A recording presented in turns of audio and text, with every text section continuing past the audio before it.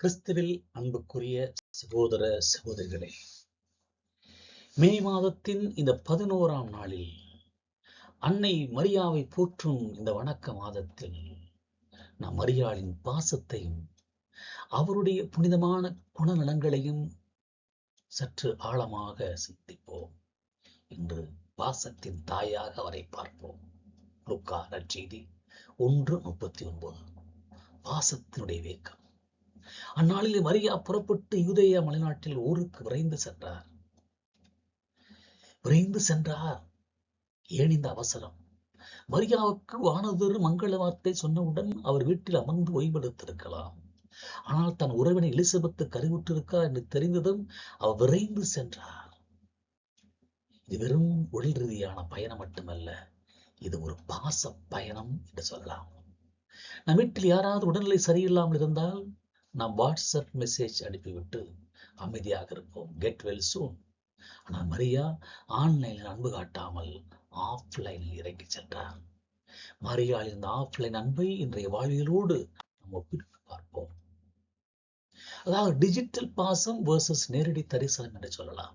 இது உலக நம் ஒவ்வொருவருக்கு உடல்நிலை சரியில்லை என்றால் கெட்வெல் சூன் ஸ்டிக்கர் அல்லது ஆறுதல் மெசேஜ் இமோஜி அனுப்பிவிட்டு நம் கடமை முடிந்து விட்டதாக நினைக்கிறோம். இது ஒரு விரல் நுனி பாசம். ஆனால் மரியா காட்டியது பாதங்களின் பாசம். மரியா எலிசபெத்தை சந்திக்க சென்ற போது வெறும் நலம் விசாரிப்பு மட்டுமல்ல, அது நற்கரணை ஊர்வலம். தன் கருவில் இறைவனை தாங்கிய மரியா அந்த இறை பிரசனத்தை எலிசபெத்தின் வீட்டிற்கு நேரடி சென்று கொண்டு சென்றார். நாம் ஒவ்வொருவருக்கு அனுப்பும் 1000 மெசேஜ்களை விட நேரில் சென்று அவர் கையை பிடித்து சொல்லும் நான் இருக்கிறேன் என்ற வார்த்தை அதிக மருந்தாகும். மரியா நமக்கு கற்றுக் கொடுப்பது the presence is more powerful than the message. The presence is more powerful than the message.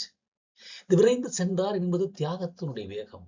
Maria சென்ற அந்த பயணம் சுமார் 80 to 100 மைல்கள் கொண்ட கடினமான மலைப்பாதை. இன்றைய சொகுசு கார்களோ கூகுள் மேப்போ அங்கே இல்லை. பாசம் என்பது வசதிகளை பார்ப்பதல்ல, தேவைகளை பார்ப்பது. மரியாவுக்கு தெரியும் வயதான காலத்தில் எலிசபெத்திற்கு ஒரு உதவியால் தேவை என்று.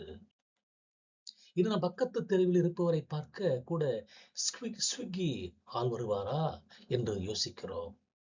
ஆனால் மரியா டெலிவரி செய்ய சென்றது அன்பையும் உதவியும், அதுவும் எந்த எதிர்பார்ப்பும் இல்லாமல். ஆஃப்லைனின் அன்பின் 3 கனிகளை நாம் பார்க்கிறோம். மரியா நேரில் சென்றதால் அங்கு 3 அற்புதங்கள் பிறந்தன.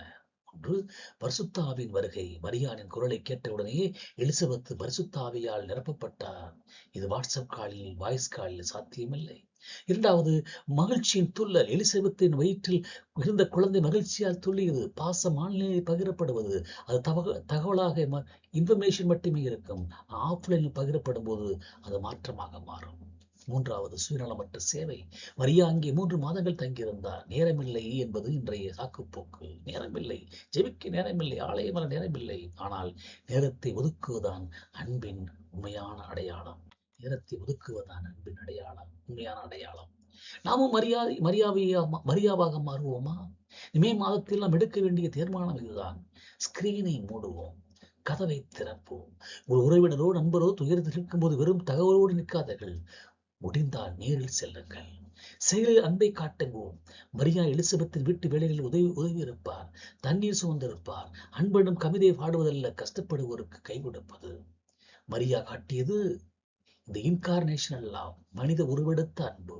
இறைவன் மனிதனாக பூமிக்கு இறங்கி வந்து கூட நாமும் ஈகோ மற்றும் சோம்பேறித்தனம் என்ற மேடைகளிலிருந்து இறங்கி பிற துன்பப்படும் இடத்திற்கு நேரில் செல்ல வேண்டும். மரியா லைக் போடவில்லை, நேரில் சென்று லைவ் கொடுத்தார்.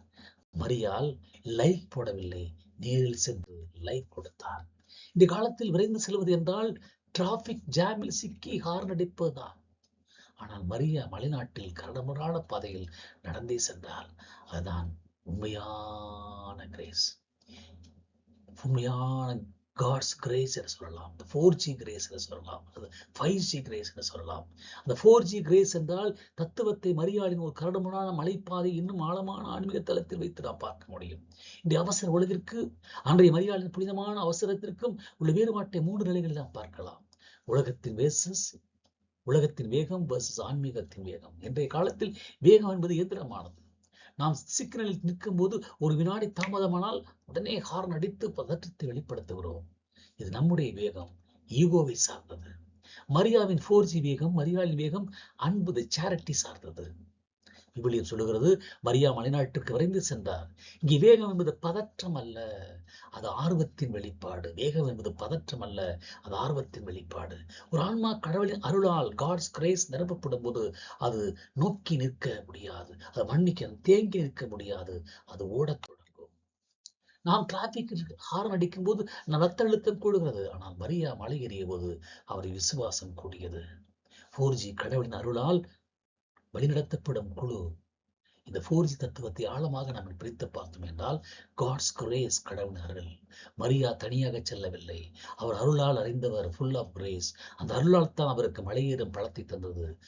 கைடட், வழிநடத்தல். தூய ஆவியானவர் அவரை வழிநடத்தினார். பாதைகள் கரடுமுரடாக இருக்கலாம், ஆனால் நோக்கம் புனிதமாக இருந்ததால் கடவுளே பாதையாக மாறினார். அடுத்த குழு. மரியாளின் வயிற்றில் இயேசு இருந்தார். இதுதான் உலகின் முதல் சிறிய கிறிஸ்தவ சமூகம், குரூப்பாக இருந்தது. இயேசுவை தாங்கிய மரியா எலிசபெத்தை சந்திக்க சென்ற போது அவர் இரு குடும்பங்களை சந்திப்பாக மாறி ஒரு பெரிய மீட்பின் வரலாற்றை தொடங்கியது. கடுமையான பாதை, சிலுவையின் பாதையின் முன்னோட்டமாக இருக்கிறது. மரியா சென்ற அந்த மலைப்பாதை மென்மையானது அல்ல, அது கற்களும் முட்கள் நிறைந்த பாதை. இன்று நாம் ஒரு சிறு கஷ்டம் வந்தாலே, ஏன் எனக்கு இந்த கஷ்டம், ஏன் எனக்கு மட்டும் இப்படி என்று புலம்புகிறோம். ஏசி காரில் சென்றால் கூட டிராபிக் ஜாமை பார்த்து என்னடா டிராபிக் என்று ஜலித்து போகிறோம். மரியாளின் இந்த பயணம் பிற்காலத்தில் தன் மகன் இயேசு கல்வாரி வழியேறப் போவதற்கு ஒரு முன்னோட்டம் என்று சொல்லலாம். ஒரு தாய் தன் மகனுக்காகவும் இறைவனுக்காகவும் மலைகளை கடக்க தயங்க மாட்டார் என்பதை அன்று மரியா நிரூபித்திருக்க வேண்டும். நாம் இன்று ஒரு கிலோமீட்டர் நடப்பதற்கே ஜிம் போகிறோம் அல்லது ட்ரெட்மில் தேடுகிறோம். ஆனால் மரியாவுக்கு அந்த மலைப்பாதையே ஜிம்மாக இருந்தது. அவர் ஜெபமே அவருக்கு இணைச்சி ட்ரிங்காக இருந்தது. நம் வாழ்வில் டிராபிக் ஜாம்கள் எத்தனை. நம் ஆன்மீக வாழ்வில் பல டிராபிக் ஜாம்கள் வருகின்றன. பாவம், சோம்பேறித்தனம், சுயநலம், பிரமாணிக்கமின்மை, இவைகளை தாண்டி நாம் முன்னேற மரியாளின் 4G கனெக்ஷன் நமக்கு கண்டிப்பாய் தேவை. உங்கள் வாழ்வில் கஷ்டங்கள் வரும்போது நீங்கள் ஹார்ன் அடித்து பதற்றப்படாமல், மரியாளை போல ஆண்டவர் என்னோடு இருக்கிறார் என்ற விசுவாசத்தோடு அமைதியாக அந்த மலையை கடந்து செல்லுங்கள். உலகத்தின் 4G இணையத்தை, இன்டர்நெட்டை இணைக்கிறது, மரியாளின் 4G இதயங்களை இணைக்கிறது. நாமும் அந்த 4G நெட்வொர்க் இணைவோம். மரியாளை போல மற்றவர்களுக்கு உதவி செய்ய விரைந்து செல்வோம். மரியா பாசத்தின் தாய் என்ற எலிசபெத்திற்கு உதவி செய்ய சென்றார். ஒரு கர்ப்பிணி பெண் மற்றொரு முதிய கர்ப்பிணி பெண்ணுக்கு சேவை செய்ய செல்வதற்கான பாசத்தினுடைய உச்சக்கட்டம். மரியா தனது கருவில் இறைவனை தாங்கிக் கொண்டு சென்றார். அவர் சென்ற இடமெல்லாம் ஆசீர்வாதம் கிடைத்தது. எலிசபெத்தின் கருவில் இருந்த குழந்தை யோவான் மகிழ்ச்சியால் துள்ளியது. பாசம் இருக்கும் இடத்தில் பரிசுத்த ஆவி என்றும் பொழிந்து கொண்டே இருக்கும். மரியாளின் குணங்கள் மே மாதத்தின் நோக்கத்தோடு தொடர்ந்து நாம் தியானிக்கிறோம். மே மாதத்தினுடைய 11ஆம் நாளில் மரியாளுடைய குணநலங்கள் என்ன? 3 முக்கிய குணங்களை தியானிக்கலாம். என்றுமாக அவருடைய தாழ்ச்சி, இறைவன் தன்னை தேர்ந்தெடுத்தும் அவர் தன்னை ஆண்டவரின் அடிமை என்று அழைத்தார். அவருடைய அமைதி, எல்லாவற்றையும் தம் உள்ளத்திருத்தி சிந்தித்தார். அடுத்து பணிவு, 3 மாதம் எலிசபெத்தோடு தங்கி அவருக்கு பணிவிடை செய்தார். மே மாதத்தின் நோக்கத்தை இயற்கை மலர்களோடு மே மாதத்தை மரியாவுக்கு அர்ப்பணிப்போம். ஆன்மீக பூந்தோட்டம், எம் இதயம் ஒரு தோட்டம் என்றால் அதில் ஜெபமாலை என்ற மலர்களை மரியாவுக்கு சூட்ட வேண்டும். குடும்ப ஒருமைப்பாடு, மே மாதத்தில் மாலையில் குடும்பமாக சேர்ந்து ஜெபமாலை செல்வது சிதறிப்போன உறவுகளை இணைக்கும் விவிக்கால் போன்றது. எனவே ஆன்மீக பூந்தோட்டமாக ஒரு குடும்ப ஒருமைப்பாட்டை நாம் உருவாக்குவோம். மரியாளை போல பிறருக்கு மனம் வீசும் மலராக நாம் மாற வேண்டும் என்பதுதான் இந்த வணக்க மாதத்தின் அடிப்படை தன்மை. மனம் வீசும் மலராக மாறுவோம். இறையியல் மற்றும் வாழ்வியல் பயன்பாடு என்ன? நம் வாழ்வில் மலைநாடுகள், மரியா மலைநாட்டுக்கு சென்றார். நம் வாழ்விலும் கஷ்டங்கள், சவால்கள், துன்பங்கள், துயரங்கள், நோய்கள் போன்ற மலைகள் இருக்கலாம். மரியாளை போல நாம் துணிச்சலோடு அந்த மலைகளை ஏற வேண்டும். பாசத்தின் பகிர்வு, மரியா எலிசபெத்தை சந்தித்த போது மகிழ்ச்சி அங்கே நிலவியது. அதாவது மேக்னிபிகாட் பாடலில் மரியா இறைவனை புகழ்ந்தார். நாம் மற்றவர்களை சந்திக்கும் போது நாம் புகார்களை பகிர்கிறோமா அல்லது புகழ்ச்சிகளை பகிர்கிறோமா? உறவினர் வீட்டுக்கு சென்றால் காஃபி எப்படி இருக்கு என்று கேட்பதற்கு பதில் வீட்டு பாத்திரம் எங்கே என்று கேட்கும் காலத்தில் நாம் இருக்கிறோம். மரியாவோ எலிசபெத்திடம் நலம் விசாரிக்க சென்றார். சொத்து விசாரிக்கல. அங்கே நாம் வீட்டு பாத்திரம் இல்லை, வீட்டு பத்திரம் எங்கே என்றுதான் கேட்கிறோம். காஃபியை குடிப்பதற்கு பதிலாக வீட்டு பத்திரம் எங்கு என்றுதான் கேட்கிறோம். ஆனால் மரியா அங்கே நலம் விசாரிக்க சென்றார், சொத்து பிரிக்க அல்ல. இறுதியாக அன்புக்குரியவர்களே, மரியா ஒரு பாசத்தாய். அவர் நமக்காக இன்று விரைந்து வந்து மணி பரிந்துரை செய்கிறார். இந்த மே மாதத்தின் மரியாளின் பாத சூடுகளை பின்பற்றி நாமும் பிற துன்பத்தில் விரைந்து சென்று உதவும் பாச உள்ளங்களாக மாறுவோமா? மரியாளின் பாசம் தேவைகளுடைய இருக்கு என்று சொல்லும் பிரசன்ன. நம் கடமை இந்த மே மாதத்தில் மரியாளை போல நம்முடைய ஈகோ என்ற மேடைகளில் இறங்கி பிறருக்காக விரைந்து செயல்பட வேண்டும். மரியா ஒருபோதும் டைப் செய்யவில்லை, கெட் வெல் சூன் என்று டைப் செல்லவில்லை. அவர் உதவி செய்ய விரைந்து சென்றார். நாமும் உதவி தேவைப்படும் கடந்து செய்வோம். அன்னை மரியாள் பாசத்தாயாக இருப்பது போல நாமும் பாசத்தாயின் பிள்ளைகளாக இருப்போம். பாசத்தை வெளிப்படுத்துவோம்.